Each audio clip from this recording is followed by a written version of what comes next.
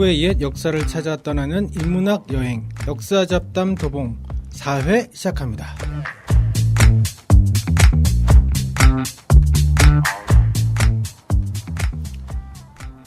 네, 안녕하세요. 역사잡담 도봉의 진행을 맡은 조선의 역사를 박시백의 조선왕조실록 만화로 보고 공부하고 있는 락피디입니다. 제가 연산군에 대한 것을 공부하기 위해서 태조서부터 읽다가 정말 죽는 줄 알았어요. 네. 그분이 박시백 선생이 만화를 소설로 썼더라고요. 그래갖고 내용은 많은데 안에 글이 너무 많아서 그래서 지난주에 연산군 처음에 할 때 새벽 3시까지 그 만화를 겨우 연산군 돌아가시는 거 보고 방송을 했더니 언론에서 제가 성종 얘기하면서 넋이 나갔었습니다. 네, 어쨌든 오늘도 쟁쟁한 패널분들 모셨습니다. 자, 각자 자기소개해 주시죠. 네, 한국 현대사를 공부하고 있는 중산층 연구자 금강경입니다. 조선전기 정치외교사 공부하고 있는 캔커피입니다. 조선전기 사상사를 전공하고 있는 산군입니다. 네, 반갑습니다. 산군님 지난주에 이어서 네. 또 나오셨습니다. 네, 반갑습니다. 물론 저희는 녹음을 연달아 하고 있기 때문에 네, 오늘 오송님 안 나오셨고, 네, 그래서 지난번에는 우리가 연산군 만나기를 위해서 1시간을 성종께서 힘들어하셨던 부분들을 이야기를 나눴고, 네, 연산군 분은 이제 또 30분만 후딱 하고 지나갔는데 오늘 드디어 이제 연산군의 그 폭주에 대한 얘기를 한번 해볼까 합니다. 네, 그러면 한번 시작해 볼까요? 네. 근데 저 궁금한 게 있는데 네. 락피디님께서 네. 박시백의 조선왕조실록을 네. 태조부터 연산군까지 보시는 게 만만치가 않을 텐데. 그러니까요, 책이 그게- 7권인가. 그렇죠. 그 내용도 많고. 네. 박시백 선생님의 조선왕조실록은 사실 만화가 아니에요. 그냥 실록에다가 그림을 그리는 그러니까요. 만화라고 볼 수 없죠. 저 만화라고 생각해서 가볍게 생각을 했다가 그거 읽는데 너무 힘들었었어요. 그래서 보니까 거기는 연산군이 얼굴에 반창고 계속 붙이고 계시더라고요. 얼굴에 뭐 골무셨다고 반창고 붙이고 계시고. 근데 제가 보니까 조선 왕들 중에 피부병으로 돌아가신 분들이 되게 많으시던데요. 그렇죠. 등이 피부병도 종기나고 많죠. 뭐. 예, 많죠. 예. 등창 나서 죽고. 예, 그 당시엔 외과 수술이 별로 없었나 봐요. 별로가 아니라 없죠. 근대 의학이 없으니까. 칼로 이렇게 찢어서 이렇게 그럴 수 없었나요? 네, 그냥 이제 그거를 외과 시술이라기보다는 마이신의 거의 뭐 명의의 약이 거죠. 마이신이 맨날 보니까 뭐 제사 드려다 어디 불공 드려라 그러다가 돌아가셨더라고. 함부로 칼을 댈 수가 없죠. 그 왕은 얼마나 힘들어 그러면. 외과의 개념은 사실은 되게 이게 한계적인 거죠. 이게 바로 드라마 허준의 폐해입니다. 아하. 마치 거기서 허준이 그렇죠. 시체 이 해부. 시체를 해부해가지고 뭔가 이 어떤 네. 근대 의학의 어떤 그런 해부학을 마치 깨우친 것처럼 이렇게 나오는데 그것만한 또 거짓말도 없는 거죠. 그러니까 이순재 선생이 네, 말도 안 되는. 허준을 너무 그렇게 됐군요. 원래 그 유이태라는 인물이 없고요. 없어요? 네, 없는 그분이 안 계신 사람이에요? 분이고. 근데 뒤시계 그 인물이라고 얘기하죠. 그 유이태라는 인물이 있대요. 그분이라는데 그분은 이제 더 뒤식의 인물이라서 오히려 그 라이벌인 네. 스승과 제자 그 드라마상 라이벌이었던 어이 양혜수 그분이 이제 오히려 그 허준 선생님에게는 좀 약간 스승적인 존재가 아닌가 뭐 이렇게들 설명을 하시더라고요. 연구하시는 분들은. 그렇군요. 네. 어쨌든 드라마는 허구가 많았네요. 그렇죠. 보면. 네. 그럼 뭐 그분들은 조금 싸는데 어떻게 공부를 해갖고 그걸 추천을 받아요? 그 임상 실험을 많이 한 거 해서 추천하고 그다음에 그 구강에 대한 네. 그 진료라는 사람들 추천을 하는 거니까 함부로 추천할 수 없죠. 네. 소문에 의해서 이제 추천을 받는 거겠죠. 소문. 동네 그냥 약방에 그렇죠. 있는 사람이 누가 잘한다더라. 제가 침 좀 놓는다더라. 아하. 그러면 이제 추천하는 거죠. 그런 것도 한번 해보시면 좋을 것 같아요. 그 만인만색에서. 어떤 거? 의학 조선시대 드라마의 허구성에 대해서. 그런 거는 뭐 하려면 충분히 할 수 있죠. 네. 그걸 해서 좀 봐야 되지 않을까. 네. 지금 근대 의학을 하는 이제 의사들 같은 경우에 한의학 관련된 드라마 이런 거 나오면 정말 치를 떱니다, 치를. 말이 안 되는 거거든요.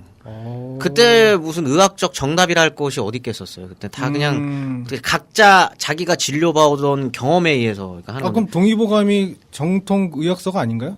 의학서라뇨. 동의보감은 이제 뭔가요? 기존에 있었던 이제 동양 에서 이제 전통 의학들을 정리한 책인 거죠. 중국 쪽에서도 있었고 그냥 이 조선 이전에도 이제 있었던 그 의학서들을 정리해서 한번 이렇게 이제 허준 이름으로 한번 이렇게 낸 책인 거죠. 동의보감만 있으면 모든 병이 낫는 그런 건 아니었군요. 그런 거 아니고. 근데 그 이제 그 연구하신 분들 따르면은 그게 단독 저작이라고 보는 건 좀 무리가 있고. 그것도 이제 또 허준 게 아니에요? 이제 그 중심이 된 분은 이제 허준이 맞는데 그 개인 저작으로 허준 역금. 그다음에 그래서 그때 당시 있어서 내의원에 근무하던 이런 여러 그 당시 지금 의사 선생님들의 임상 경험과 거기다가 이제 그 동의보감에 이제 좀 과학적으로 따르기 어려운 이야기들이 나오는데 그것도 이제 왜 그런 게 들어가느냐. 라는 거 이제 정말 호명난 얘기 들어간 게 아니라 저런 걸 이제 집대성했다라고 보는 거죠. 그 민간 의학에 관련된 내용들과 그러니까 그때도 뭐 몰라서 이게 좀 뭐 현대 과학으로 생각해도 좀 받아들이기 어려운 얘기들이 있거든요. 근데 그것들을 뭐 단순히 정말 믿어서라기보다는 그런 걸 전체적으로 보여주는 그런 차원에서 의의는 굉장히 있죠. 역사적인 의의가 있는 책이죠. 그렇군요. 다만 드라마를 통해서 좀 그게 너무 과장이 되다 보니까 한번 꼭 해주세요. 네, 만인만세에서. 네, 알겠습니다. 정말 정진영 씨는 그렇게 연산에서 미친 듯이 연기를 한 게 그게 맞는 건가? 그런 것도 한번 들어봤으면 좋겠는데. 부족한 것 같은데요. 그게 부족해. 나 저런 시대 안 태어난 게 천만다이라 생각했는데. 그렇군요. 그럼 오늘 드디어 연산의 폭주에 대해서 한번 들어보도록 하겠습니다. 네, 그럼 무호사화 이후의 상황서부터 들어보면 되나요? 네. 무호사화가 연산군 4년 7월경에 일어나거든요. 그러니까 이제 연산군이 한 12년 정도 재위를 하니까. 12년밖에 안 했어요? 네. 그래서 이제 전체적으로 보면 전반기죠. 전반기에 아주 이제 갈등이 성종 말부터 성종대 후반부터 이제 달궈질 대로 달궈졌던 이 대립구도가 연산군 초반 전반기까지 아주 극에 달했고 그게 무호사화로 이제 폭발을 했고 그러면 이제 상식적으로 생각해봤을 때 무호사화의 이후의 전국은 무호사화라는 게 지난주에 우리 했던 것처럼 간단하게 정리해 보면 뭐 어떤 반역의 프레임을 짜서 사초 김일손의 사초 문제를 계기로 해서 프레임을 짜서 그 간언을 하는 사람들을 다 이제 싹 정리를 해버리는 뭐 그런 김일손과 그의 스승이었던 김종직 이 사람들이 붕당을 조성했다 뭐 이런 식으로 이제 프레임을 짜서 이 사람들을 다 이제 뭐 일부를 죽이고 김종직 같은 경우에는 부관 참시를 했죠. 무덤을 파헤쳐서 시신을 꺼내서 팔다리 거기에 이제 참하는 형을 이제 사실은 이게 흔치 않았던 형벌이에요. 연산군 이전에는 이 벌이 없었지는 않았지만 아주 이제 어떻게 보면 굉장히 일벌백계의 어떤 전시 효과를 극대화시키려고. 일벌백계라기보다는 엽기 아닌가?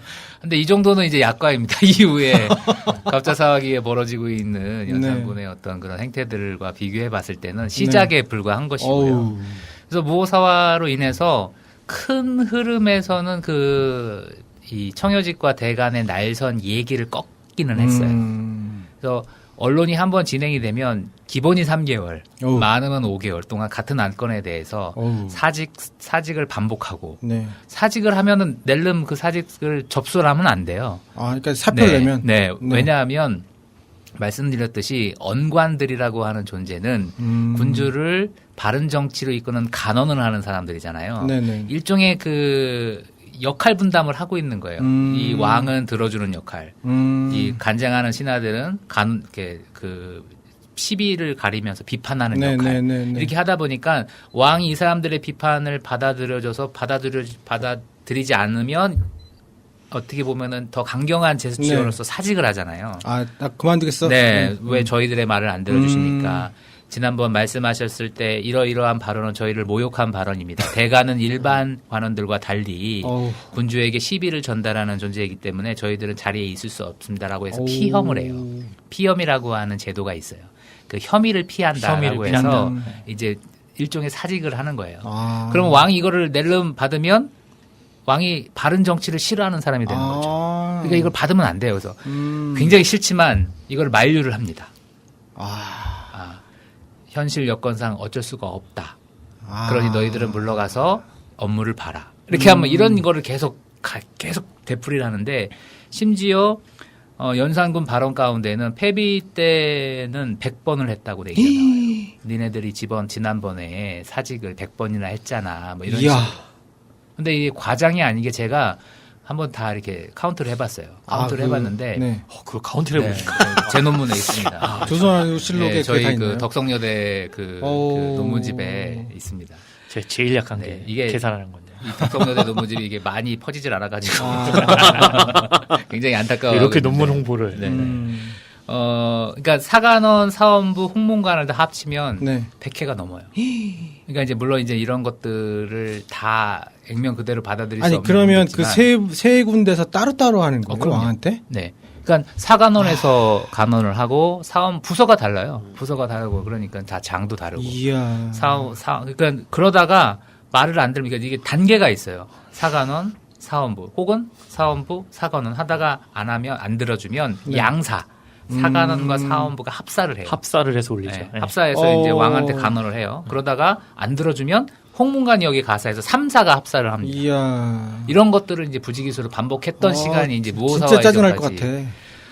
같아. 근데 그만큼 연산군의 어떤 이 국정 리드 방식이 네. 문제가 있기도 했죠. 그러니까 이제 뭐 수륙제 같은 경우는 억울한 측면도 있지만 네. 그 이후의 정치 스타일이라고 하는 게 간언거리들은 많이 양산을 하면서 본인이 소통은 하지는 않고 경연을 안 나가거든요. 아버지는 그렇게 많이 갔던 경연을 세미나를 왜냐하면 경연 자리가 단순하게 공부하는 자리만이 아니거든요. 그렇죠. 경연이 끝나면 그 현안에 대한 이야기를 다시 끄집어냅니다. 근데 되게 이 경연 자리가 왕의 입장에서는 참 멋이기한 게 네. 경연은 경전을 가지고 공부하는 자리잖아요. 네, 경전은 왕이 따라야 하는 어떤 이 권위를 가지고 있는 바이블이잖아요. 네, 네, 그들에게 네. 있어서는. 네, 네. 그러니까 현재 벌어지고 있는 인사 문제라든가 정책에 어떤 이런 잘못된 지점들을 경전의 권위를 가지고 이거를 연결을 시켜서 왕한테 간언을 다시 하는 거예요. 그 자리에서. 네. 아우. 오늘 배우신 이 말씀은 아우. 지금 집행되고 있는 왕께서 지금 비호하고 계시는 윤탕로라고 하고 있는 당신의 외삼촌의 문제랑 연결시켜 봤을 때 친척이라고 해서 비호하시면 이야. 아니 되옵니다. 이런 식으로 연결을 진짜 시키는 거죠. 짜증나겠다. 그러니까 연산군이 경연을 안 나가요. 그러겠네. 경연을 안 나가니까 신하들 입장에서는 아버지랑 너무나 이게 아주 대조가 되면서 왕이 정치를 싫어한다. 왕이 이제 신하들과의 소통을 싫어한다. 이런 반감이 쌓이고 이건 다시 자기들이 가지고 있었던 파워를 가동시켜 가면서 이제 충돌로 가고 그러다가 네. 이제 무오사화가 이제 일어났다고 네, 네, 말씀드렸던 네, 네, 거고요. 그래서 이후에는 이런 기조는 잦아들어요. 그러니까 자기들도 역시 매 앞에 장사 없다고 폭력을 경험한 사람들은 그렇죠. 트라우마도 생기고 네. 그 무서움을 알거든요. 그러니까 나를 뒷받쳐줄 수 있는 사람이나 시스템이 불충분하다고 생각을 네. 하면 이렇게 스스로가 발언을 그렇죠. 자제를 하는 것이죠. 그래서 한동안은 무오사화 이후에 언론이 굉장히 위축되고 또 이제 그런 상황으로 이제 진행이 되는데 문제는 뭐냐면 무오사화 이후의 연산군은 소위 말하는 이후에 극대화되고 있는 황혼무도, 뭐 사치향락 네, 네. 이런 것들을 이제 점점점 수위를 높여가고 있어요. 시작됐군요. 네. 드디어 시작됐습니다. 그러니까 네. 이전에는 굉장히 은밀하게 했던 것들이 조금 더 이렇게 표면적으로 드러나고 있었고 그런 것들에 대해서 대관에서 또다시 이제 문제 제기를 하고 심지어는 대신들까지도 대신들이 보더라도 이건 되게 위험할 수 있다라고 하는 판단 속에서 연산군에 대한 간언을 하고 이제 견제를 하는 네. 이 위치에서입니다. 물론 무오사와 이전처럼 그렇게 아주 극성하게 하지는 않아요. 그럼에도 불구하고 그 기조는 네. 여전히 유지가 되고 있었던 상황입니다. 지금도 세미나가 중요한 게 네. 세미나 끝나고 뒤풀이가 정말 중요하고. 그렇죠. 네. 세미나를 하기 위해서 만나는 게 아닙니다. 세미나 뒤풀이에서. 끝나고 이제 뒤풀이 자리에서 이제 술 마시는 게 중요한 건데. 그렇군요. 애초에 연산군이 경연에 나가서 경연 뒤풀이로 네. 술 한 잔을 이 사람들이랑 했었으면 이런 일은 없었다. 그렇겠죠. 그 세미나를 참석하지 않았던 근데 거예요. 적절한 지적이신데 네. 지금 왜 요즘은 많이 바뀌었지만 네. 제 또래들만 해도 회사 생활하고 조직 생활할 때 네. 회의에서 끝난 게 끝나는 게 아니라 그렇죠. 그 뒤풀이 그 회식 자리에서 연결이 네. 된단 말이에요. 근데 네. 술을 안 먹거나 가는 사람은 거기에 못 끼는 거죠. 그렇죠. 진급 안 됩니다. 그러니까 진급도 안 되고 거기에서 있었던 얘기를 뭔지 모르고 네. 맥락을 뭐. 그러니까 제 또래들부터 그 문제 제기를 하던 세대였던 것 같아요. 이거를 왜 공식 회의 석상에서 안 끝내고 그걸 회의로 안 끝나고 왜 그걸 뒤풀이 자리까지 가져가느냐. 그렇죠. 근데 그게 일반화된 분들 입장에서는 네. 이렇게 하는 게 일종의 소통이고 방식인데 그렇죠. 여기를 못 받아들인 거죠. 그러면 네. 대신들 입장에서는 이 경연, 세미나 어떻게 보면 회의고 어떻게 보면 이제 대화의 소통의 그렇죠. 자리인데 서로 이제 이야기 여기서 이제 하는 이야기하고 자리인데. 풀 수 있고 공식 회의보다 조금 더 자유로운 분위기에서 할 수 있는 네. 그거를 지금 왕이 안 하는 것 자체를 국왕이 소통을 이걸 안 하는 하는 소통을 우리랑 안 하려는 거 아니냐, 우리 얘기를 좀 더 안 들어주려고 그러는 거 아니냐라고 네. 하면 풀어줄 수 있는. 그리고 왜 저런 것도 있잖아요. 뭐 회의 때 한국 문화가 아직도 그런 게 남아 있지만 회의 때 뭐 격렬하게 대립하고 뭐 이런 게 있었다 그러면 그게 다음 회의나 다음 날 출근해서 서로 풀어주는 게 아니라 그렇죠. 뒤풀이에서 푸는 네. 거잖아요. 그런 게 일상화돼 있을 때 그 역할을 하는 게 일종의 경연이라고 하면 아주 동일선상에서 비교했으면 물론 없지만 이제 그런 데서 이제 조금씩 삐그덕거리기 시작하는 거죠. 저 같은 경우는 저 옛날 직장 생활할 때 회의에서는 아무 문제가 없었다가 뒷부리에서 간언을 심하게 하니까 뒷부리에서 해고를 당했어요. 그렇죠. 그래서 그 다음 날 안 나왔어요, 그 사람이. 그래갖고 뒷부리에서 술김에 해고한 저희 편집장은 야, 걔 왜 안 나왔어? 했더니 어제 자르셨잖아요. 그래가지고 내가? 야, 나오라 그래. 다시 출근한 사람이 있었습니다.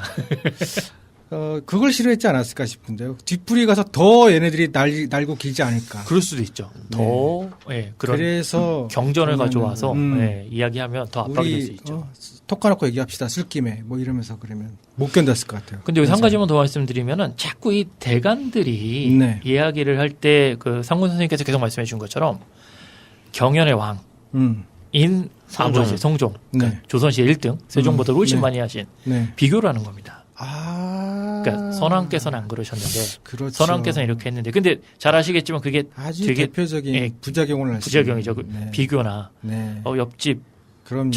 옆집 아주 뛰어난 옆집 아들이 정말 아들이나 밉죠. 뭐 딸 비교해도 화나는데 네. 이제 선대 자꾸 선왕은 안 이러셨는데 왜 이렇게 하시냐, 선왕처럼 해야 된다. 근데 또 어떤 것들은 하지 말라 그러고 또 어떤 이런 것들은 선왕처럼 해야 된다라고 하고.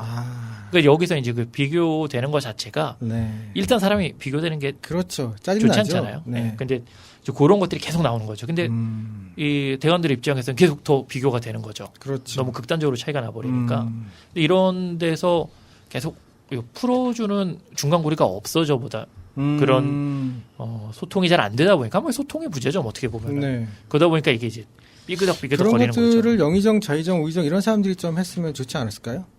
소통을요? 네. 서로 이렇게 좀 적당하게 완충작용을 해서 이렇게 좀 합의를 보시죠. 뭐 이런 식으로 안 했나? 그게 어려운 시대가 된 거죠. 그렇죠. 예전엔 그게 됐는데 그렇군요. 그 상군 선생님께서 정파 정계 왜 지난 시간에 말씀해 주셨는데 네. 그러니까 정파는 정지시키면서 이제 한번 다 파하는 겁니다. 한번 그래요? 깨는 거, 판을 깨는 거 왕이 정계는 이제 상소를 멈추는 건데 이 앞시기 보면은 한 세조, 그러니까 세조 때는 함부로 얘기를 못하니까 그 이전에도 보면은 대간들이나 이런 사람들이 계속 뭐를 할 때 어느 정도 선에서 국왕이 이제 한번 정파를 합니다. 뭐 예를 들어서 관직을 바꿔서든지 리셋을 딱 하는 리셋을 한번 하면 네. 이제 그게 뭐라 그러죠? 그게 한번 초기화가 멈춥니다. 딱딱 되는 거죠. 일종의 사인인 거죠. 사인인 그만해. 거죠. 그만하자 여기까지. 그러면 새로운 대관들은 그 얘기는 일단 아주 핵심적인 문제는 물론 다시 얘기하지만 그런 게 잘 안 나요. 그러니까 그게 특수한 케이스인데 이때는 그게 안 되는 건가요? 바꾸건 어떻게 하건 다시 또 똑같아요. 네. 그 딱 명분, 공론을 가지고 이야기하니까 그럼 이게 그 정파가 안 되는 거죠. 한번 왜 우리도 뭐 회의가 길어진다고 술자리에서 뭐 밤새 회의하고 네. 다음날 아침에 출근할 수 없잖아요. 그렇죠. 누구 한번 끊고 오늘은 들어갔다가 내일 출근합시다가 돼야 되는데 네. 그게 안 되는 겁니다. 그러니까 요 시기에는 이렇게 간쟁들이 아주 극대화되는 이 분위기에서 어떤 흐름들이 새로 생기냐면 예전에는 관료 조직 속에서의 하이어라키가 제일 중요한 거예요. 그러니까 그런 그 위계. 그래서 뭐 9품, 8품, 7품 이렇게 올라가는 그래서 이 어떻게 보면 권위라고 하는 게 이러한 위계와 관료 조직 질서에서의 위계와 연결이 되어 있는데 간언이 활성화되니까 도덕적 가치라고 하는 그러니까 관료제를 넘어서서 그러니까 그 조직의 위계를 넘어서서 이게 정말 의미 있는 일인가라고 하는 부분에 대해서 이제 각성을 하게 돼요. 그러니까 조금 좀 과한 표현을 쓰자면 관료에 머물고 있던 성격이 네. 선비 네. 이런 지향으로 그러니까 조직에 속한 사람이 아니라 도덕의 극대화된 성인을 훨씬 더 중시하는 그러니까 요 시기를 지나면 등장하는 사람이 이황과 율곡 같은 사람이에요. 그러니까 이제 요런 시기를 거쳐야 요런 시기를 거쳐서 단순하게 이제 조직의 안에 있는 홍문관 누구는 굉장히 글을 잘 짓지 뭐 경전에 발지 네. 이런 게 넘어서 실질적으로 개인의 삶 속에서 그런 갈지를 체현해 나가는 이런 부류들이 이제 성장을 해 나가는 게 요 과정을 이제 거치는 거거든요. 그러니까 네. 대신들이 아무리 나서서 뭔가를 하더라도 윤필상이나 노사신처럼 왕이나 비호해 주는 대신들은 직급이 아무리 높아도 이들 내부에서 존경을 못 받는 거예요. 그러네요. 그런 분위기로 이제 시대가 이제 바뀐 측면도 있습니다. 네네. 그래서 보면 이세자 씨가 네. 또 뭐 한번 네. 실수를 하셨다고. 그러니까 그렇게 모사화 이후에도 뭐 조금 주춤해지긴 했지만 간쟁하는 풍조는 여전히 남아 있었고 네. 이후에 연산군의 어떤 그 기행들이 늘어나면 늘어날수록 그 수위는 역시 네, 간쟁의 네, 수위도 네. 다시 이제 높아지고 있을 때 연산군이 요 무렵부터는 조금 더 격해지고 있어요. 이 분위기가. 본인이. 예, 이전과는 더 다르게 한층 더 수위를 높여서 신료들의 자신에 대한 이런 압박을 네. 비판하고 능상이라고 상은 군주죠. 네. 군주를 능멸한다라고 오. 하는 이런 표현을 자주 써가면서 이런 풍조는 폐풍이다. 없어져야 된다. 이걸 입에 이제 달기 시작을 했고, 그러니까 그러면서 이제 폭력성들이 더 이제 폭력까지. 점점 이제 나타나는데 재밌는 예로 그 별시위 권성필이라고 하는 사람이 있는데 네. 사냥을 나설 때 참석하는 거를 이게 싫다라고 비평을 했나 봐요. 나 안 가. 네. 왜 이런 걸 뭐 이런 식으로. 아. 근데 그래서 왕이 연산군이 여기에 이제 경로를 해가지고 이 사람을 네. 사형을 시킵니다. 차명을 시키고 같이 사형 안 갔다고? 네. 저항했다고. 사냥 왕이 오. 까라면 깔 것이지. 이제 말을 안 들었다는 것이죠. 그런 다음에 이 사람의 그 목을 효수를 한 다음에 네. 이제 이렇게 효수를 해야 되는 거잖아요. 네. 전시를 목을 잘라서 이렇게 어디 걸어놓더라고요. 걸어놔야 되는데 이걸 안 했다고 의군부 관원을 또 가둬요. 오. 이런 식으로. 그러니까 예전에 이 정도는 아니었는데 하는 거의 그런 극단으로 가는군요. 모습들이 이제 나오고 있고, 네. 그러니까 그 비슷한 시기에 그 이세자의 실수 사건이 네. 이제 있는데 양로연이라고 하는 연회에서 네. 이 노대신들을 이제 우대하고 그들의 여태까지의 그 업적들을 이렇게 칭찬하고 이렇게 네. 그래서 연회를 베풀어주는 자리에서 이세자가 잘못해서 술을 따르다가 네. 연산군한테 이렇게 엎질러요. 오. 왕한테. 네, 왕한테. 근데 뭐 있을 수 있는 일이죠. 저 술 좀 먹었어요. 네, 있을 수 있는 일인데 연산군이 굉장히 싫어해요. 오. 왜 내 옷에? 너 뭐니? 이거는 뭔가 왕을 대하는 태도에 뭔가 정성을 다하지 못했기 때문에 일어난 일 아니야? 라고 하는 식의 어떤 이 불쾌함을 드러내기 네. 시작을 하더니 이게 점점점 수위가 높아져요.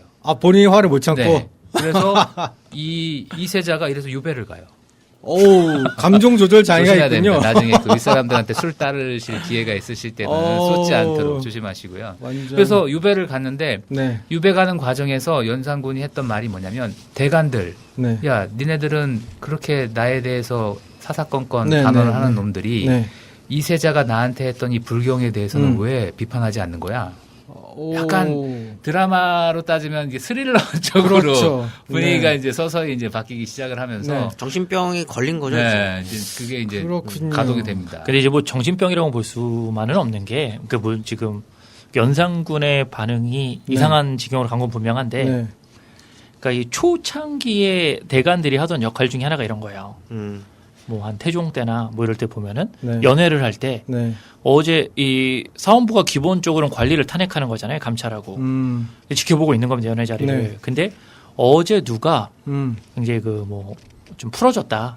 전하께서 계시는 연회 자리인데 풀어졌다 내지는 이러기 때문에 얘는 이제 파직해야 된다. 이런 역할을 실제로 그 대간들이 했던 거예요. 있죠. 네. 했는데 그 이세자 때는 안 뭐죠? 했군요. 아니 그러니까 그런 맥락에서 보면은 이 없던 얘기를 꺼내온 게 아니라 이거 이상해져서 만든 게 아니라 예전에 그런 역할을 한 거를 지적할 수 있는 거죠. 근데 이제 그때 국왕들이 보통 왕이 먼저 꺼내는 일은 잘 없지 않나요? 그렇죠. 왕이 먼저 꺼내지 않죠. 왕이 야 나한테 무례했는데 이거는 좀 없어 보이죠. 그러니까 이제 없어 보이죠. 근데 그러니까 이미 그런 시대가 아닌 건데 그렇죠. 이상하지만 이게 예전에 근거 없는 행동을 전혀 한 건 아니에요. 이미 짜증이 난 거지. 그렇죠. 짜증이 나서 꼬치를 잡으려고 해서 딱 꼬치를 잡은 거죠. 그렇죠. 그래서 이세자는 이 일을 인해서 거의 이제 아주 곤욕을 당하는 거죠. 네. 이게 이제 연산군 9년 9월의 일입니다. 9년 9월의 일인데 갑자사화의 기점을 어디로 삼을 것인가가 사실은 명확하진 않아요. 네네. 그래서 요 9년 9월에 요 사건이 일어나고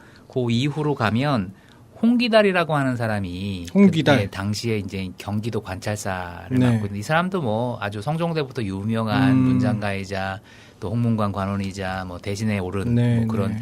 아주 화려한 엘리트 코스를 밟은. 엘리트 코스를 밟은 그런 대신인데 이 사람의 그 손녀가 네. 당시에 이제 후궁 간택하는 과정에서 이제 여인들을 궁중으로 들이라고 하는 네. 그 명이 내려졌을 때 그 아들인 홍원충이 네. 이거를 거역을 해요. 안 들여보냅니다. 내 딸은 안 돼. 네. 그래서 안 들여보냈는데 이거를 홍기달이 나서서 저희의 죄를 용서하여 주십시오. 저희 오. 아들의 죄를 이렇게 말을 해야 되는데 해야 된다고요? 네, 그렇게 해야 되는데 그렇게 하질 않고 네.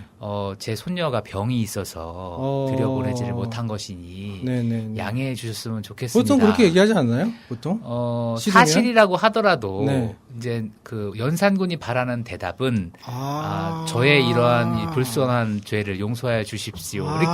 이렇게 발언을 했었어요. 그러니까 이미 이 모두가 달라졌다고 제가 말씀을 드렸잖아요. 그 아까 말했던 그 권성필이라고 하는 사람을 처형을 했던 것처럼 이 시기에는 굉장히 연산군이 아주 이렇게 민감도가 이제 극에 달하기 시작했던 거고 사소한 실수나 왕을 기분 나쁘게 하는 것들은 다 문제를 삼는 그런 기조로 이제 바뀌고 있었던 때에 결론은 손녀가 들어간 게 안 들어간 게 문제가 아니라 대답을 잘못한 거군요. 그렇죠. 네, 그것도 문제지만 더 큰 문제는 대답을 그거를 잘못한 변명을 하고 그러니까 연산군이 여기서 이제 또 이제 폭발을 해가지고 감정 조절 장애. 이거는 이세자 때문이다. 이세자 때문에? 네, 이세자가 나에게 불경을 이렇게 공선하지 못한 불순한 마음을 품어서 영원히 이런 것들이, 고통받는군요. 네, 그래서 이세자에게 더 먼 곳으로 유배를 이제 자기는 아무 상관도 없는데 그렇죠. 보내기 시작을 하고 요 무렵에 사실은 그 우리가 알고 있는 간신 임사홍. 네, 그 네. 임사홍이 패비 윤씨 문제를 이제 극대화시키는 피 묻은 적삼을 소위 전달했다라고 하는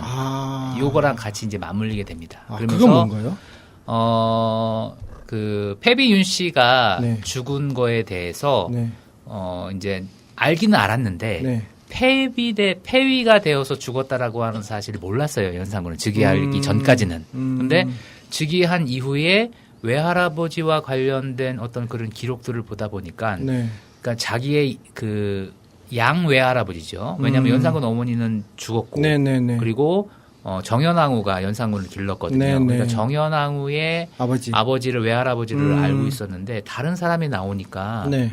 이게 뭐지 하다가 이렇게 찾아가다 보니까 어머니가 폐비가 되어서 죽었다라고 하는 기록에. 것을 네. 그걸 알게 된 거예요. 네네. 즉위한 지 직후에. 네. 그래서 사실은 시한폭탄과 같은 그런 문제가 이전부터 그렇게 잠복되어 있었던 네, 부분들이 그쵸. 있었고요. 네. 그리고 말씀드렸듯이 모사와 직전에 추승 문제로, 네, 폐비 네. 추승 문제로 그런 것들이 한번 또 불거졌었고, 그런데 이 피 묻은 적삼 사건은 임사홍이라고 하는 사람이 실제 그런지 모르겠지만 네. 연산군의 외할머니, 진짜 외할머니, 패비윤 네. 씨의 모친, 네, 그 네. 모친이 보관했다라고 하는 패비가 사약을 받고 죽으면서 피를 흘렸던 그 옷을 우와. 이 연산군에게 이제 보여줬던 것이죠. 우와. 영화도 있습니다. 네. 간신이라는 네. 영화입니다. 그 영화가 이게 저주받은 약간 걸작 같은 건데 이게 홍보를 할 때 굉장히 야한 영화, 네. 에로틱 영화로 이렇게 저기서 안 본 것 홍보가 같아요. 됐어요. 네. 네. 근데 안에서의 내용은 이 내용이었거든요. 아. 임사홍과 관련된 이 내용이었고 임사홍, 임승재 뭐 미술적인 그런 것도 굉장히 좋았고 네. 영화 자체가 굉장히 좋은 영화인데 맞아요. 홍보가 이상하게 돼가지고 그렇군요.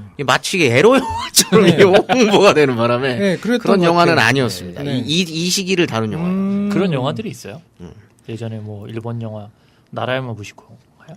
제목이? 네네네. 그 저도 무슨 포스터나 이런 거 보고 되게 야한 영화인 줄 알았어요. 근데 그래서 보신 거 아닌가요? 아니, 그래서 본 게 아니고 네. 군 생활하는 동안에 왜 이렇게 선택권 없이 영화 틀어줄 때가 있잖아요. 네, 뭐 네, 내용만 네, 있을 수 없잖아요. 그래서 가서 보는데 나라에만 선택권이 없이 틀어주는 겁니다. 그래서 자도 저 되는데 영화는 굳이 가서 보신 건 아니시고. 감동적인 영화입니다. 그래서 그 역사를 그래서 일본 사실은 그 근세 사회 모습을 그렇죠. 굉장히 잘 보여주는 영화거든요. 그렇군요. 깜짝 놀랐습니다. 네. 군인대에서 일본 영화를 보여주다니. 네, 처음 듣는 얘기입니다. 어쨌든. 그때는 이제 시대가 다양한 영화를 보여주던 시절이라. 그렇군요. 그래서 이 피 묻은 적삼 사건을 계기로 해서 연산군이 정말 이제 폭발을 합니다. 그래서 네. 이제 소위 우리가 알고 있는 갑자 사원은 그래서 이제 요 사건을 기점으로 네, 네. 이렇게 시작이 되었다라고도 이제 볼 수는 있죠. 그래서 네.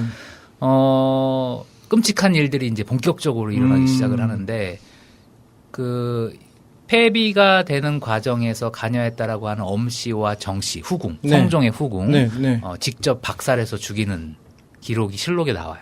직접 때려 네, 죽였어요. 네. 뭐 그런 파고치고 보면 이때부터는 거의 하드고어의 뭐 그런 기이한 어떤 이런 막 피가 흥건하고 막 이런 것들이 실록을 이렇게 보면 피가 묻어 있는 듯한 글을 보면서도 그런 식의 기록들이 굉장히 많이 나오기 시작을 하는데요. 그래서 네.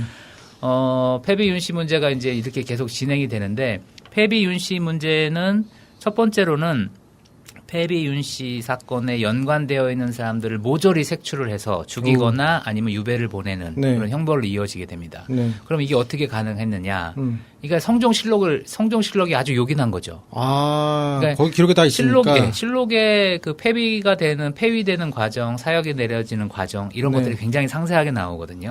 그래서 그런 사실들을 샅샅이 조사를 해가지고 거기에 사약을 전달한 사람 또는 뭐 성종의 어떤 그 폐위 과정이나 사약을 내리는 과정에서 찬성한 사람들 네. 이런 사람들에게 다 죄를 줍니다. 그러니까 이게 이 성종실록이 여담입니다만 네. 성종이 제위 25년인데 네. 성종실록이 번역본으로 따지면 40권이에요. 엄청나게 양이 많아요. 네. 제가 성종대 그 박사학위를 쓰면서 죽는 줄 알았어요. 제가 성종, 네. 연산군, 중종 이렇게 주로 이렇게 다루고 있는데 네. 이 세 시대의 실록을 합치면 100권이 넘어요. 번역본으로 따지면. 그래서 그 개인적으로는 임진왜란 때 막 이런 생각이 들었던 적도 있었습니다. 농담입니다만. 그러니까 그만큼 기록이 자세해요.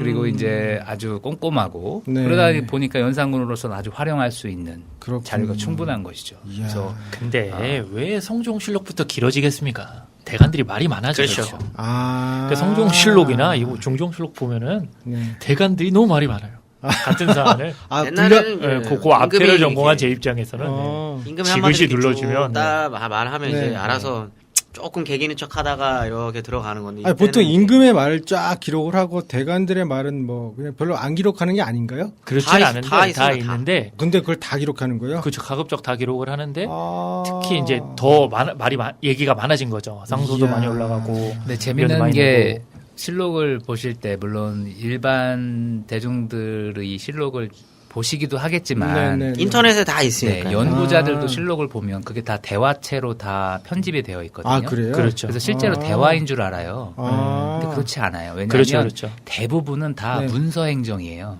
그렇죠. 간언을 하거나 네. 이런 것들이 면대를 해서 직접 보고 네. 간언을 하는 경우도 있지만 네. 그런 것보다는 대부분 글로 그 그러면 안건에 대해서 올리고 그 안에 대해 그 모든 문서가 거기 다 들어가 있는 거예요? 모든 문서가 아니라 이제 그렇게 올려진 문서들을 왕한테 올라간 예, 문서는 그러니까 시정기 그리고 이제 사초 이런 것들을 이제 종합적으로 정리해서 우리가 이제 읽기 편한 방식으로 그러니까 날짜의 흐름에 따라서 사건과 국정이 운영되는 방식들을 그런 식으로 편집해 놓은 거예요. 그렇죠. 실록들을. 네. 근데 막상 그것만 보면 그 사극이나 드라마처럼 그렇죠. 맨날 대화하는 것처럼. 직접 네. 만나가지고 맨날 왕 앞에 막 앉아 있고. 그렇죠, 그렇게 그렇죠. 했는데 사실은 그런 경우도 있지만 회의를 정리해 놓은 기록도 있지만 대부분은 각 부서에서 올린 보고와 네. 거기 그것에 대한 국왕의 답변 이런 것들을 이제 정리해 놓은 거다. 상식으로 알고 계시면 될 것 같아요. 저번 1화 때였나요? 채말리의 상소문. 네. 네. 그것도 기록에 거기 인터넷 들어가서 보시면 네. 대화로 돼 있어요. 대화로 이렇게 한 둘이 것처럼. 싸운 거 아니? 그렇지. 아니, 대놓고 그렇게 싸운 게 대놓고 한 아니군요. 게 아니죠. 네. 예, 예. 아. 그거는 이제 상소문으로 올린 건데 네. 연명 상소를 올린 네. 건데 예. 거기에 딱 보면 대화한 것처럼 나와요. 그래서 세종이랑 채말리가. 재밌는 게 보면 가끔씩 그 실로 왕의 답변 중에 네. 불륜비답. 그러니까 이제 윤허를 하지 않은 것 그리고 아. 소를 내려주지 않고 가지고 있었다.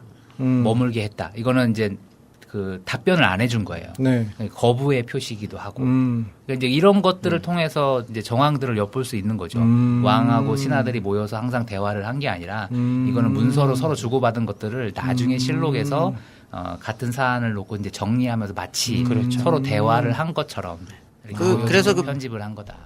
아까 그 얘기를 왜 했냐면 뿌리 깊은 나무라는 드라마에서 대화한 걸로 네. 그렇게 엄청 묘사를 얘기 많이 해놨어요. 하잖아요. 그게 아니라는 거죠. 아이, 왕 만나는 거 쉽지 않아요. 예나 지금이나. 아니 근데 오해하실까봐 회의가 있긴 있어요. 아, 회의는 그렇게 이제 있고. 물론 그렇게 만나서 네. 얘기하고 경연 같은 게 있다니까요. 근데 그러니까 이게 하긴 하는데 네. 이제 대부분의 그 실록만 보시면은 그러니까. 거의 대부분을 이제 대화한 것처럼 하는데 그게 국왕이 그렇게 스케줄을 그러니까요. 그렇게 수다쟁이가 아니라는 거죠. 요즘도 보면 다 서류로 하고 문서로 하잖아요. 그렇죠. 근데 그걸 다 일일이 만나서 그렇게 싸우고 하면 면전에서 그렇게 아니돼 합니다. 그런데 진짜 열받지 않겠어요? 그 길게 얘기하는데 네. 예. 그러니까 문장을 잘해야 되는 거예요. 그렇죠, 그렇죠. 기본적으로. 글을 잘 써야 되는 거군요. 글을 잘 써야죠. 그래서 왕명출납이라 그러잖아요. 그 승정원 이런 데가 네. 왕명을 출납하고 그러니까 왕에게 들어가는 것도 기본적으로 한번 거치는 거고 네. 왕이 내린 명령도 한번 거쳐 나오는 거고 그러니까 뭐 승정원 승지들이 장난질 친다라고 막 탄핵 많이 하고 하거든요. 네. 근데 이게 뭐냐면 일단 기본적으로 음. 그 왕명을 신하들이 이렇게 뭐 우리 영화나 드라마처럼 네. 보고 직접 듣는 게 이렇게 아니고. 듣는 경우가 그렇게 많지 않다는 거죠. 아, 그렇군요. 왕인데 네. 우리가 그렇죠. 대통령 직접 만날 일 별로 없잖아요. 네, 네. 별로 만나고 싶지도 않고. 네. 만나도 할 말도 없을 것 같고. 네, 전 한번 그렇습니다. 보고 싶어요. 아, 그래요? 개인적으로는. 시계나 한번 주면 만날까. 청와대시계요. 네. 이 시계. 다른 건 별로 욕심이 안 나는데 시계가 괜히 욕심이 나더라고요. 네. 네, 그렇습니다. 그러면 그 다음에 이제 어디로 가야 되나요? 네. 그래서 이제 이 패비윤 씨 문제를 계기로 해서 폭력이 이제 일단은 극도에 오르기 시작을 했고요. 네. 이 다음부터는 이 수위를 계속 유지를 하는 폐위될 때까지 이제 그렇게 보시면 됩니다. 그래서 뭐 예를 들어서 이 엄씨와 정씨 후궁 네. 그의 아들들 있잖아요. 네. 그 아들들을 이거는 뭐 어디까지 믿어야 될지는 모르겠지만 일단 실록에 나와 있는 기록만 실록에 놓고 나와 있어요. 보면 이렇게 얘네들을 깜깜한 데에서 네. 눈을 가리고 저 죄인을 치라 했는데 그게 이제 자기 모친이었던 거죠. 오, 엄씨와 정씨 아들들. 완전 엽기다. 네.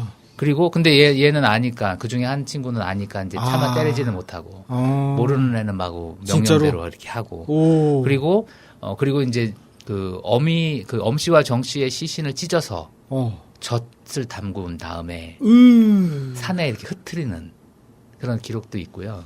그리고 토막살인보다 네, 더한 거네요. 그의 이 아들들은 오. 나중에 이제 사형을 하고요. 죽고 그 부인들 있잖아요. 그 네. 이 부인들은 다른 왕자들의 네. 첩으로 이렇게 보내요. 오. 이야. 사람이 어떻게 그렇게 잔인한 생각을 하지? 연산군이 굉장히 집요해요. 그러니까 어떻게 보면 되게 소심한 것처럼 보이는데 네. 한번 이렇게 화가 나면 네. 정말 꼭지가 도는 사람들이 있죠. 그래서 광기를 부리는 어떤 이런 부류들. 네. 그러니까 연산군을 많은 사람들이 임사홍의 간신에 속아서 네. 이렇게 폭력을 휘두르고 그런 것이지 않나라고 생각을 하시겠지만 네. 그거보다는 그가 가지고 있는 기본적인 대간에 대한 불만 네, 그리고 네. 개인적인 기질들 네. 이런 게 서로 이제 아주 시너지를 발휘를 하면서 이 폭력이 극대화되는데 이를테면 요 시기부터 이제 본격적으로 가동되는 게 일종의 기억의 정치들을 하거든요. 기억의 네. 정치. 그러니까 뭐에 대한 기억이냐면 나한테 옛날에 간언했던 그 발언들 잃어버린 한 5년 정도. 우와.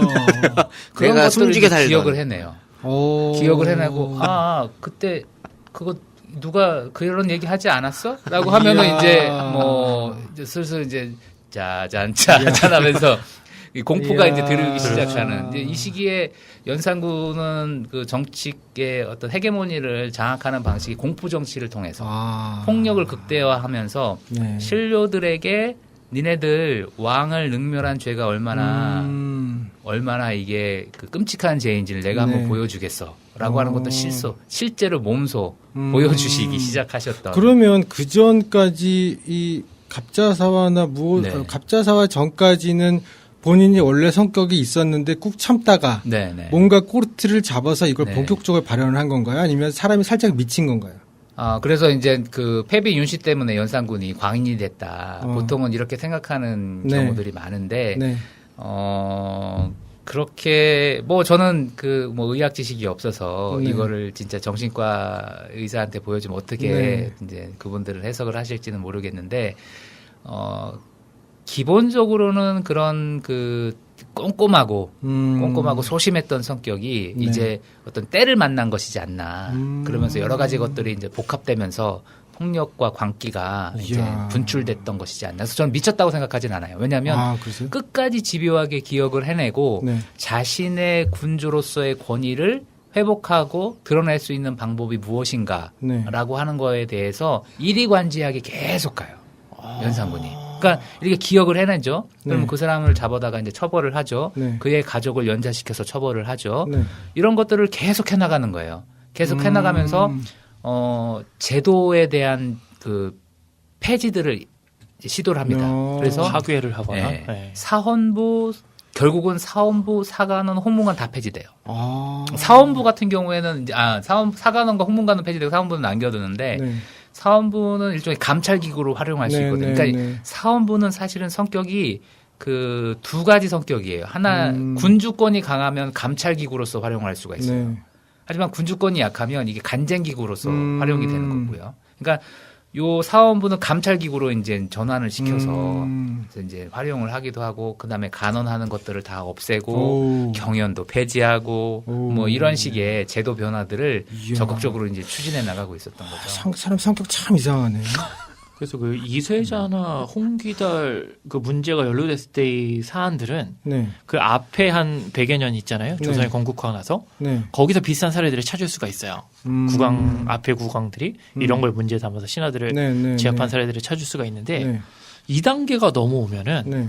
그러니까 뭐라 그러죠? 뭐 젓갈을 담그고 네, 뭐 그러니까. 자식들한테 뭐 어. 어머니시기 이거는 이제 선을 넘어가는 거죠. 그렇죠. 그러니까 아예 물론 저런 거 있죠. 그 세조가 그 개유정난 이후에 네. 나중에 그 하고 그 뭐죠? 사육진 이후에 이렇게 하면서 정리할 때 그 네. 자기 반대파들의 뭐 아내나 딸들을 자기 그 공신들 측근들한테 네, 네, 네, 네. 이렇게 줘요. 이렇게 첩이나 노비를 줍니다. 그래서 거기 보면은 뭐 실록에 보면은 거기 이제 미모가 뛰어난 뭐 누구 딸이나 이런 거는 그 공신들 와서 막 로비하고 이래요. 그 누구 딸 나한테 달라고 뭐 이런 네, 식으로. 네. 근데 그때 살기 위해서 또 가는 사람도 있고 막 아주 그래서 제가 그 세조를 되게 안 좋아해요. 네. 그 좀 야비하잖아요. 그러니까 그쵸. 죽이고 딱 끝이 아니라 네. 그 뒤끝이 남아 있는 거잖아요. 뭐 재산 몰수하고 이런. 근데 거기까지였다 그러면 그 형벌의 정도가 네. 이제 선을 넘어버린 거예요. 자기가 거죠. 기록상 자기가 직접 나서고요. 어우. 그러니까 이제 여기서부터는 완전 그 어떻게 말이죠? 새로운 길을 열어가는 겁니다. 어떻게 보면은 이상한 쪽으로. 그러니까 네. 사람이 할 수 있는 걸 넘어선 것 같은 네. 그런 느낌. 그렇죠. 원래 그 분노 조절 장애라는 게 없는 질병일 수도 있대요. 왜냐하면 그래요? 자기보다 등치가 크거나 네. 강자 앞에서는 네. 분노 조절을 잘 하거든요. 아. 그래서 분노 조절 장애라는 건 원래 없는데 연산군의 지금 이 시점은 분노 조절을 해야 할 필요가 있는 사람들이 없어진 거죠. 그러니까 분노 조절을 안 하시는 거예요, 지금. 본인이. 네, 분노 조절 안 하시고 그냥 다 때려 부시는 거죠, 지금. 이야. 정신병이죠, 이 정도면. 분노 조절 안 하시니까. 그래서 야. 그 연산군의 폭력의 대상이 단순하게 청여직이나 그런 사관원 사원부 이런 대관들, 네. 청여직들에게만 국한된 게 아니에요. 어우. 지금은 모두까기라고도 얘기할 수 있듯이 네. 다 칩니다, 다. 그래서 이세자 같은 경우, 홍기달 같은 경우가 대표적인 케이스인데 네. 그 사람들은 나름대로 뭐 실수를 했다, 네, 또는 네. 이제 불충하게 자기 손녀를 비호했다, 아들을 비호했다, 뭐 이런 거 있잖아요. 네. 근데 그렇지 않은 사람들도 다 이제 연루가 되기 시작을 하는데 폐비에 연관된 사람들, 폐비 때 연관됐던 사람들을 이제 제거를 하다 보니까 이미 네. 죽은 사람들까지도 부관참시 같은 형벌을 내리는데 이때 부관참시 당하는 사람 중에 한 사람이 한명회예요. 네. 한명회는 이미 이제 성종대 이제 죽었잖아요. 사망을 했죠. 네. 그렇죠. 사망을 했는데 폐비가 되는 과정에서 그거를 옹호하고 성종의 입장을 따랐다라고 해서 네. 한명회를 부관참시를 시킵니다. 오. 근데 이거를 어떻게 해석을 해야 될까 잘 생각을 해보시면 그러니까 100번 양보해서 네. 나를 괴롭히고 나의 모든 발언에 일거수일투족을 족쇄를 채웠던 대간을 이렇게 쳐부순다라고 네. 하는 거는 뭐 인정한다 칩시다. 네. 근데 대신들까지도 심지어 죽은 대신들까지도 이런 식으로 처벌을 하기 시작을 하고 네. 연산군의 어떤 이런 폭력 앞에 자유로울 수 있는 사람이 아무도 안 남게 그러니까. 되는 상황들이 이제 네. 벌어지게 되는 거예요. 네. 그러니까 까더라도 네. 아군을 만들어놔야 되는데 조정 신료들 가운데선 아무도 연산군의 아군이 없는 상태에서 그렇게 모두가 되는 다 거죠. 그런 숙청의 대상에 반열에 오르게 되어 있는 상태로 지금 전개가 되는 것이죠. 오. 이세자는 사실 이 집안이 대단한 집안이거든요. 요 시점으로 보면 네. 광주 이씨 지금 둔촌동 있죠. 네. 둔촌 이 집의 그 후손들인데 이극돈 모사화를 일으키는데 네. 그 핵심이었던 이국돈 형제가 극자돌림인데 이들 오형제가 다 과거에 합격해요. 오. 한 번에. 완전 엘리트 집안이군요. 그럼요. 그러니까 네. 지금도 사실은 뭐 사대를 사법고시가 찾기 어려울 없어지긴 정도이죠. 했지만 네. 뭐 예를 들어서 모 대학의 로스쿨을 형제가 나란히 합격했다라고 하면 그것도 뭐 되게 뭐 가문의 네, 영광이자 네. 뭐 이렇게 위세를 부릴 수 네, 있는 뭐 그런 시골만 거잖아요. 가더라도 거기 붙잖아요. 네네. 이렇게. 근데 플래카드. 이 시기에 오형제가 오. 다섯 사람이 한 집에 같은 어머니 완전 밑에서 명문가네요. 뭐 그리고 이미 그 아들, 손자, 음. 조카들이 다 청요직에 들어가 있어요. 또. 그러니까 연산군이 이세자에 대해서 이런 식으로 술잔을 엎은 거에 대한 것치고는 과도하게 오버를 해서 처벌을 내렸던 이유는 네. 사실은 그 집안에 대한 컴플렉스 내지는 그 집안이 그렇게 위세가 당당하기 때문에 많은 사람들이 이세자의 실수를 비호해 주는 게 아닌가. 왕을 하지는 네. 왕에 대해서 자유롭게 비판하면서 네, 네. 저 권력이 있는 집안의 신하는 비판하지 않는 이런 거에 배알이 꼬일 수도 있고요. 그러니까 연산군 나름대로는 다 이유가 있어요. 그럼. 저희들이 보기에는 그것이 불합리하고 과도한 네. 것이지만 그 나름대로는 왕을 업신여기고 이런 능상의 풍조가 만연되어 있는 것과 다 연결이 되어 있는 것이죠. 그래서 이러한 이세자 집안까지도 건드렸다라고 하는 것은 결과적으로 보면 연산군이 조정에 있는 집권층 전체를 대상으로 해서 자신의 어떤 위험을 드러내는데 폭력을 수반을 해서 활용을 하고 있었다. 이렇게 볼 수가 있어요. 그러면 거기 밑에 어쨌든 뭐가 됐더라도 네. 거기 밑에 있는 조금이라도 관료가 된다는 거는 네. 그 완전 목숨을 내놓고 하는 일이라 이 시기에는 이 그래요. 시기엔 그렇게 되는 거죠. 그래서 우와. 재밌는 기록이 있는데 지방에 못 내려가게 해요. 사직을 못 하게 해요. 사표를 안 받아주는 네. 거죠. 그러니까 특별한 연유가 강제 있지 출근이야. 않는 이상 사직하지 마. 우와. 명이 내려갑니다. 그리고 연산군 이 패비윤 씨 이 사건 이후로는 그 어머니 문제를 본격화시켰던 그 이후에는 네. 실록의 기록 형태가 이전과는 굉장히 다른 방식으로 가요. 일단은 분량도 되게 짧아지기 시작을 하고 토론이 없어요. 아까 우리가 편집됐다라고 말이 하는 없군요, 그런 말은. 정도의 다 모든 게 전교했다. 왕이 명을 전했다는 거거든요. 그러니까 이거를 잘 유추를 해보면 이게 어떤 식으로 나오고 있는 그 양상이냐면 왕이 승지한테 명령을 하다라는 거예요. 그렇죠. 그래서 그 승지가 왕의 명을 받고 그거를 이제 문서화 시키는 거죠. 이런 기록만 남아 있는 거예요. 그러니까 가끔 대신들이 등장하는데 그거 뭐냐면 네. 왕이 전교한 것의 가부를 찬성하기 위한 도구로서 이전에는 이야. 아니되옵니다만 했었잖아요. 네. 근데 그 아니되옵니다는 이런 반고도 할 수 없고 왕께서 이런 명령을 내리셨으니 네. 지당하신 말씀입니다라고 하는 그런 것을 검증하는 장치로서 이제 대신들의 수위가 활용이 네. 되고 일방적인 그렇군요. 통치가 이제 이루어지고 있는 시기가 요 시기에 네. 폭력의 향연이 일어나고 공포 정치가 시행이 되고 신하들을 이제 완전히 군주가 폭력을 통해서 네. 압도를 하고 그러면서 이제 갑자사화 이후에 어떤 이런 정말 끔찍한 정치들이 이제 이루어지고 있었던 것이죠. 그래서 네. 실록 체제에서는 네. 그 할아버지까지죠. 그 할아버지 때까지의 실록을 보면 안 돼요. 아니 실록은 못 봅니다. 왕은 보면 안 그러니까 됩니다. 근데 어떻게 봤어요? 성종 거를 다? 그래서 연산군은 되게 이상한 사람인 거죠. 그러니까 그걸 보여준 것도 이상한 거 아니에요? 세종 때 한 번 이 문제가 불거져요. 그러니까 왜냐하면은 세종이 그 태종실록을 편찬하는 과정에서 네. 태종이 일으켰던 그런 정변들 있잖아요. 네. 이거를 어떻게 평가했을까라고 하는 혹시라도 아버지에 대한 부정적인 평가가 있지 않을까라고 하는 우려 속에서 이걸 보려고 하는데 네. 황희 맹사성 같은 재상들이 만류를 합니다. 그러니까 이유는 그런 거죠. 왕이 이걸 보면 누가 직언을 하겠냐. 그렇죠. 기록에 친빙성이 남아 있겠느냐. 권력이 여기에 개입이 되면 스스로 자기 검열이 이루어지게 되고 그러면은 정당한 기록으로서의 가치가 상실된다라고 하는 이야기를 해서 세종이 이걸 받아들입니다. 이명박 때 노무현 때 그 기록 본 게 그러니까. 연산군에 비교된 게 그래서 그런 거죠. 원래 보면 기록도 안 안 남기고 뭐 네. 그런 이명박은 기록을 자기가 그렇죠. 이명박 대통령은 자기가 기록을 가져갔다고. 그 본인이요. 네, 영포 빌딩 밑에 맞아요, 엄청 맞아요. 있었다고. 네. 그리고 뭐 많이 안 남기기도 했고 이전보다. 그러니까 기록이라고 하는 거는 조선 시대를 이제 뭐 기록 문화가 활성되어 있는 기록 문화의 나라라고 얘기를 하는데 그걸 너무 이렇게 우리 조상님의 훌륭한 것으로만 접근할 것이 아니라 왜 기록이 많이 남았을까? 그건 권력에 대한 감시와 견제가 그만큼 강했기 네. 때문이에요. 네. 그러니까 기록이 많이 남는 거예요. 그러니까 모든 것들은 지금도 이게 공직에 계신 분들이 뭐 이렇게 뭐 하는 모습들을 잘 보면 자의적으로 하질 않으시고 항상 이렇게 객관적인 증거들을 이렇게 남기는 그렇죠. 모습들을 많이 늘 봅니다. 사진 찍고. 네. 네. 이제 그런 것들도 뭐 연관이 되어 있다면 네, 되어 네, 있을 수 있는 네, 것인데 이 시대는 그러니까 그런 면에서 보면 이 기록을 많이 남긴다는 것이 갖고 있는 성격 그런 면에서 연산군은 기록이 남지 않는 시대로 이제 갔고 자기는 이전 시대의 기록을 마음대로 보고 뭐 이런 것들 그러니까 무서 부리죠. 못할 게 없었고 안 할 이유도 없고 우리가 자기 검열이라고 하죠. 지금도 있잖아요. 지금도 예를 들어서 뭐 제가 논문에서 뭐 오송 선생님이나 상군 선생님 논문을 보고서 이렇게 비판적으로 세게 쓰면 두렵단 말이에요. 네. 이게 바로 카톡이 야 캔커피 네가 얼마나 공부를 했다고 이런 그냥 다시 한번 잘 읽어. 네. 그러니까 그러실 분들이 아닌데 그런다는 게 아니라 존재하는 생각한다는 거죠. 친한 사이인데도 막 네. 가까운 사이 잘 아는 사이인데도 그런 생각을 하는데 네. 불편하고 어려운 아니 왜 지도교사는 사람이 냅두고 저기 들으니까 이게 자기 검열이죠. 이게 자기 검열이죠. 이것이 자기 검열입니다. 아킬레스건을 건드시는데.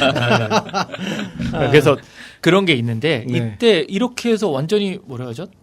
기존에 했던 과거에 했던 몇 년 전에 발언은 물론이고 선대 실록에 있는 것까지 추적이 돼서 처벌을 당하니까 이제 누가 이야기를 그렇죠. 하겠습니까? 얘기 못하죠. 그리고 이게 언제 무슨 일이 있을지 모르는 겁니다. 5년 그러니까. 후, 10년 후, 20년 후에도 문제가 네. 있기 때문에 그래서 저는 이런 모습을 보면서 언론이 가지고 있는 그런 이중성들을 이렇게 한번 생각을 해보게 되거든요. 똑같진 네. 않지만 지금도. 그러니까 결국은 무서운 시대에는 잠잠하고 있었던 언론이 그렇죠. 자기를 함부로 할 수 없는 시대에는 오히려 그런 언론들이 더 날개를 달아서 과도하게 여론을 이렇게 호도하고 그렇죠. 이끌어가고 있는 모습. 그러니까 조선시대 언론과 현대 언론의 가장 큰 차이는 여러 가지가 있지만 네. 조선시대 언론은 일종의 공무원 언론이에요. 네. 이 사람들 다 관직자들이거든요. 네. 네. 근데 이제 현대 언론 특히 이제 그 현대 언론들은 민주주의적 가치를 사실은 그렇죠. 네. 그 배경에 두고 민주주의의 공공성을 이제 대변하는 네네. 이제 대변하는 그 정당성, 당위성을 가지고 이제 언론을 행사를 하는데 사실은 사주들이거든요. 그렇죠. 언론사들이에요. 네. 그 어떤 공공성의 명목을 갖고 있지만 사실 이 사람들, 이 언론기관들, 현대 언론사들, 미디어들은 대부분 다 그런 그 회사의 그쵸. 성격을 개인 기업 같은 거죠. 갖고 있어서 이 부분을 어떻게 슬기롭게 대처할 것인가라고 하는 것이 우리 시대의 어떤 몫이지 않을까. 제가 조선 시대 언론을 보면서 계속 비교를 하고 네. 매일 아침에 하는 것 중에 하나가 이제 뭐 다 보진 않지만 그 헤드라인은 한 번씩 다 신문사마다 네. 돌아다니면서 이제 보면서 드는 생각이 과연 이 정당하다고 스스로를 평가하지만 그 개인 사기업인 이 사람들의 어떤 사적인 어떤 이 여론들을 어떤 식으로 적절하게 견제할 수 있을까라고 하는 그래서 언론을 언론하라. 라고 하는 요즘에 그런 네, 들어본 일종의 것 같아요. 네. 네. 아 그런 얘기가 있나요? 저는 네. 나중에 이런 책을 하나 쓸까지만 생각하고 있는데. 어디서 봤어요. 언론은 언론화. 네, 언론은 언론사들을 시민들이 이제 건강한 마인드로 이제 계속 네. 견제하고 감시하는 이런 게 우리들에게 필요하지 않을까 뭐 그런 생각을 했습니다. 네. 굳이 이게 언론 이야기까지 갈 필요가 없는 게 지금 대의제 민주주의 현대사회에서의 대의제 민주주의 안에서 국회의원들이라고 하는 분들이 이게 정근대 시기의 대관들과 비교했을 때 얼마만큼의 국민을 지금 대변하고 있는지도 사실 좀 진지하게 고민을 해야 되는 부분이거든요.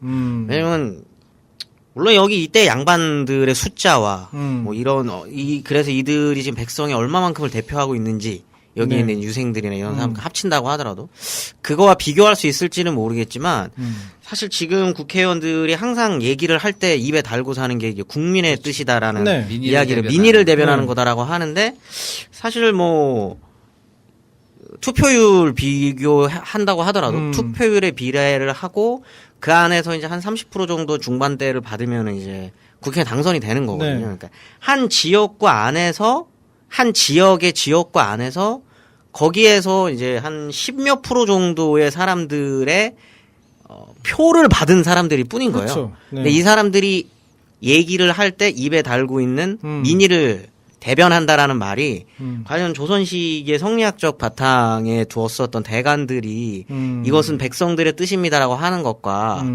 얼마만큼 큰 차이를 둘 수 있을지는 이거는 아무리 좀 물론 이제 근현대와 정근대는 이제 차이가 있다고 하더라도 지금도 그런 폐해는 언제나 있는 거거든요. 지금이라고 민주주의 체제라고 한다고 해서 조선시대의 이런 어떤 언론의 어떤 역할들이나 이런 것들보다 월등히 앞서서 굉장히 뭐 합리적인 사회냐 또 그것도 그건 아닌 아니죠. 네. 거거든요. 그건 아닌 것 같아요. 네. 이번 방송을 들으면서 딱히 지금도 네, 그렇습니다. 이게 뭔가 이게 뭐 대단히 합리적인 사회 속에서 돌아가는 건 아닌 것 같아서 그런 부분이 좀 재밌네요. 성종 시대의 그 간원 그 3사의 그런 역할들을 그동안은 사실은 딴지 건다. 아니면 괜히 트집 잡는다라고 생각을 했었던 것들이었는데 지금 생각해 보니까 지금 방송을 하면서 느끼는 것들이 그게 아니었구나. 이게 하나의 권력에 대한 견제이고 또 다양한 의견에 대한 이야기였고 또 나름의 자기네들의 유교적 그런 이념에 대해서 무엇이 옳고 무엇이 그른가에 대한 판단이었던 것 같은데 그런 시스템이 현재는 우리한테 있는가? 과연 그런 시스템이 지금 현재 언론 미디어가 그런 걸 감당하고 있는가에 대한 것에 대해서는 답이 없는 거죠. 그렇죠. 네. 그렇죠. 아무튼 그래서 그런 면에서 조선의 시스템이 어떤 면에서 굉장히 좋지 않았나 하는 생각이 또 다시 한번 깨닫게 되는 시간이었던 것 같아요. 그렇다고 또 정근대 시스템을 또 이렇게 해도 그런가요? 네. 어렵죠? 조선의 눈으로 봐야죠. 네. 그러니까 이제 비교를 해보자면 네. 중국과 비교를 해보자면 확실히 이 언관 기구들이 발달한 나라임에는 분명하고 그로 인해서 나타나고 있는 정치 문화가 네네. 또 이제 독특한 특징을 갖고 있다. 이제 이런 말씀을 좀 드리고 싶고요. 그래서 네. 저의 고민 중에 하나는 조선은 왜 이렇게 유교화가 진척이 많이 됐나. 조선밖에 없거든요. 그렇다면서요? 네, 중국 주변에 놓고 네. 보면 그래서 우리는 항상 조선 후기를 염두에 두고 조선 시대를 바라보기 때문에 네. 유교화는 당연한 거라고 생각하는데 일본하고 비교해봐도 그렇고 제일 유교화가 우리 말고 많이 진척된 나라는 베트남이에요. 베트남의 저 지금 하노이 네. 북부 지역을 거기는 중국의 영토이기도 했고 네, 네, 네. 중국사에 이제 계속 포함되고 굉장히 더 물리적 충돌도 많았던 그런 네. 나라거든요. 이제 이런 지점들을 좀 고민을 해보면, 그러니까 조선을 어떻게 볼 것인가, 뭐 이런 것과 연관해서 조선의 언론도 이런 유교화와 연결이 되어 있는, 그러니까, 뭐, 무조건 미화시킬 필요도 없고, 그러니까 이제 이런 맥락들이, 역사적 맥락들이 어떻게 기원이 어떻고, 뭐, 어떻게 왜 자리 잡는지를 좀 더 고민해보자라고 하는 말씀을 좀 첨언하고 싶고요. 한 가지 더 말씀을 드리고 싶은 건 연산군에 대해서 네. 폭력이 향연이 아직 안 끝났거든요. 말씀드릴 것들이 좀 있는데 네. 큰일 났네요, 이게. 시간이. 네. 저희가 또 녹음 이 스튜디오의 사정상. 네. 저희가 요쯤에서 마무리를 한번 지어야 되지 않을까. 마무리를. 싶어서. 네. 지면. 마무리를 좀 지어주시죠. 예. 네. 그래서 연산군은 그 이세사 사건 이후 홍기달의 어떤 그 자식 비호, 네. 그다음에 그 패비윤 씨 사약을 받고 죽은 거에 대한 어떤 폭발 이런 것들이 폭력으로 이제 연결이 되면서 폭력의 향연을 이제 펼쳤고 그래서 이제 모든 끔찍한 형벌은 이 시기에 다 등장을 하는 것 같아요. 이후의 실록에서도 잘 보여지지 않는 몇 가지만 유일무이하군요, 거의. 그러니까 뭐 여기 제가 실록에서 지금 번역되어 있는 형태로만 읽어드리면 손바닥 뚫기, 당근질하기, 가슴 빠개기, 뼈 바르기, 마디마다 자르기, 배 가르기, 뼈를 갈가 바람에 날리기, 바람에 이런 것들. 그러니까 이런 형벌의 모습을 통해서도 우리가 짐작을 할 수 있죠. 네. 이 갑자사화가 진행되는 과정에서 이게 조정 신료들을 향해서 했던 형벌들이에요. 그리고 금표 설치 같은 것들은 직접적으로 일반 민초들에게도 영향을 미치는 건데, 그러니까 왕이 서울 시내에서 경기도 일대를 말 타고 돌아다닐 수 있을 충분한 공간을 금표를 통해서 확보를 한 거예요. 그 안에 있는 민가들은 다 철거가 됩니다.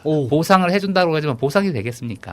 뭐 이런 정도의 어떤 이런 폭정들이 노골적으로 드러나고 요 시기에 흥청망청이라고 하는 이야기들이 이렇게 언급이 되고 있듯이 흥청은 기생들을 다시 고쳐 부른 이름이거든요. 기생인데. 예, 기생인데 그래서 기생 중에서도 흥청 중에서도 천가와 직가, 땅과 하늘의 어떤 그 종류가 있어요. 천가는 단순하게 음주 가문뿐만 아니라 연산군과 깊은 관계로 이제 진전된 부류들이고, 직과는 이제 일반적인 보조를 하고 있는 이런 흥청들의 세상이 됐어요. 그러니까 모든 신료들과 대신들을 향한 폭력을 난무하고 있었던 시절에 그러면 누가 연산군 옆에 있었는가를 잘 보면. 연산군을 그래서 굉장히 개혁적으로 그리려고 하는 사람들도 있어요. 근데 그 옆에 있는 사람들을 이렇게 보면 이런 사람들인 거예요. 흥청, 그리고 임사홍, 임숭재 이런 사람들. 그러니까 결국 정당한 비전과 뭔가 이렇게 좀 식견을 통한 정치의 원대한 포부를 갖고 있었던 연산군이 아니라 결국은 그의 어떤 기질적인 것, 그다음에 이제 스트레스 이런 것들을 이제 폭력으로 폭발하고 흥청 같은 사람들, 그리고 외척 중에서도 일부의 소수의 사람들에게 모든 전권을 실어주고 같이 이제 협력해서 정치를 했던. 그래서 많은 사람들이 이제 연산군에게 등을 돌릴 수밖에 없었던. 그러면서 중종 반정으로 결국 연산군의 이런 폭정이 막을 내릴 수밖에 없었다. 그렇게 말씀드릴 수 있을 것 같습니다. 네. 그렇군요. 연산군이 우리 동네에 있어서 여가 저희 여기서 걸어서 한 5분이면 가거든요. 좋게 좀 생각해 보려고 그랬다가 마음을 다시 고쳐 먹었어요. 그러니까 뭐 아픔도 있고 어머니 문제 그리고 시대적 그렇게 뭐 위축된 부분도 있고 아무리 그래도 그렇지 손바닥도 이렇게 가슴 뽀개기 이런 거 하는데 어떻게 정이 가겠어요. 여러분 정을 거둬주시고요. 그런 사람이 옆에 묻어 있으니까 우리 조심해서 삽시다. 이런 생각을 좀 해보도록 하겠습니다. 다음 주는 이제 연산군에서 벗어나서 이 동네 도봉구에 있는 그런 유명한 역사에 남아있는 그런 문화 유적지 같은 것들 좀 찾아볼 텐데요. 영국사라는 절이 있었다고 그러더라고요. 그리고 또 도봉선이 이 동네에 지금도 남아있지만 도봉선이 있어서 도봉선에 관련된 분들 또 그런 이야기들을 한번 해보도록 하겠습니다. 오늘은 연산군의 폭정의 절정. 연산군은 미친 것인가? 제가 듣기로는 거의 미쳤다고 생각하는 그런 내용들이 있어서 혹시 들으시는 분들한테는 좀 충격적인 부분이 있으니까 잘 골라서 들어주시기 바라고. 도봉구의 역사를 찾아 떠나는 인문학 여행 역사잡담 도봉은 오늘은 재밌진 않았지만 재밌고 유익한 도봉구와 관련된 역사 이야기를 모아서 다음 주에 찾아뵙겠습니다. 지금까지 우리 산구님, 캔커피님, 금강경님이 함께해 주셨고요. 진행은 락PD, 연출 김미연, 기획은 역사가 살아있는 문화인문도시 도봉, 후원 교육부 한국연구재단, 제작의 은행나루 마을방송국이었습니다. 감사합니다. 감사합니다.